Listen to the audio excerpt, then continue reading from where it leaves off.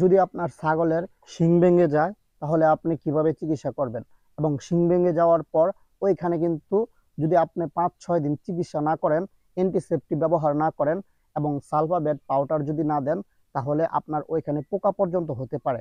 যেমনি ভাবে আমার এই ছাগলটার শিং ভেঙে গিয়েছিল এবং সেখানে আমি 2-3 দিন আমি জানিও না, তারপর এখান থেকে দুর্গন্ধ বের হয়েছিল এবং পোকা হয়েছিল। আপনাদেরকে এর আগের ভিডিওতে আমি দেখাইছি ন্যাপথালিনের গুঁড়া দিয়ে কিভাবে এখান থেকে পোকা আমরা দমন করেছি। এখন আমাদেরকে অ্যান্টিসেপ্টিক ব্যবহার করতে হবে, সাথে আপনার অ্যান্টিসেপ্টিক হিসেবে বায়োডিন আছে, এবং এর সাথে পাশাপাশি আমরা নেবানল পাউডার, যেটা আপনার সালফাবেট সালফাবেট নেবানল পাউডার, এই স্কোয়ার কোম্পানির। এটার দাম 20 টাকা আর এটার দাম 25 টাকা। আমরা এটা প্রথমে ড্রেসিং করব, কিভাবে ড্রেসিং করি আপনারা দেখেন।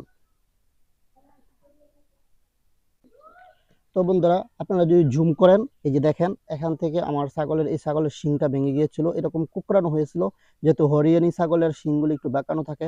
দেখেন এটার ভিতরে কিন্তু পোকা হয়ে গিয়েছিল, আপনাদেরকে আমি এর আগে দেখাইছি।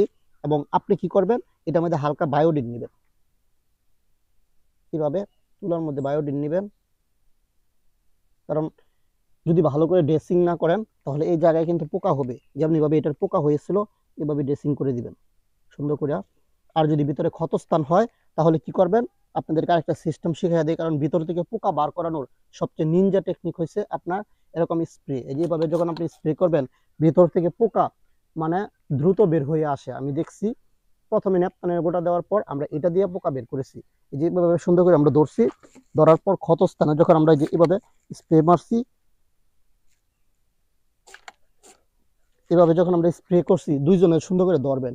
স্প্রে করার পরে ভিতরে যখন যে পোকাগুলি মরে গিয়েছিল সেগুলি দ্রুত আপনার আস্তে আস্তে বের হয়ে গিয়েছিল এবং প্রচুর জায়গায় ক্ষত হয়ে গেছিল।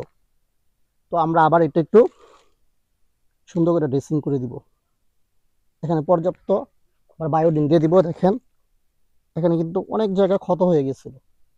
আসলে যদি আপনি এই যে এটা হচ্ছে অ্যান্টিসেপ্টিক হিসেবে কাজ করবে, এবং ওইটাও, এবং এটা কিন্তু শুকানোর জন্য অত্যন্ত ভালো কাজ করে নেবানল পাউডার, হয়তো বা অনেকেই জানেন।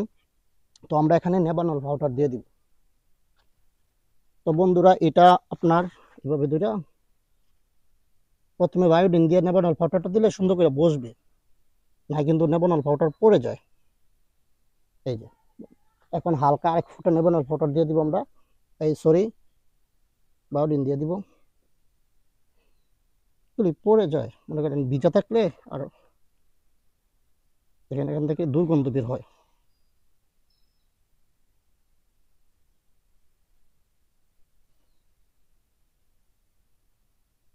তো বন্ধুরা দেখলেন, এইভাবে আমরা প্রায় 5 থেকে 7 দিন পর্যন্ত দিতে পারি।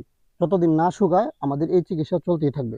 এবং প্রতিদিন 1 থেকে 2 বার ওয়াশ করে দিবেন, এই জায়গাটা আপনি ধুয়ে দিবেন এবং পরিষ্কার করে দিবেন। এবং যদি শিং না দেখা ছাগলের বাচ্চারও যদি আপনার নাভি পাকা যে রোগটা হয়, এবং গরুর বাচ্চারও এরকম নাভি পাকা রোগ হয়, দেখা গেছে যদি আপনি সাথে সাথে অ্যান্টিসেপ্টিক বায়োডিন ব্যবহার না করেন, নাভির মধ্যে 3 দিন পর্যন্ত বায়োডিন ব্যবহার করতে হয় এবং নাভিটা 2-3 ইঞ্চি রেখে কেটে বেঁধে দিতে হয়। যদি আপনি এটা না করেন তাহলে কি হবে, দেখা গেছে নাভি যদি গোড়া থেকে ছিঁড়ে আসে, ছাগলের বাচ্চার হোক আর গাভীর বাচ্চার হোক ছিঁড়ে আসে, ওইখানে যদি অ্যান্টিসেপ্টিক ব্যবহার না করেন ওইখানে এক ধরনের পোকা হয়।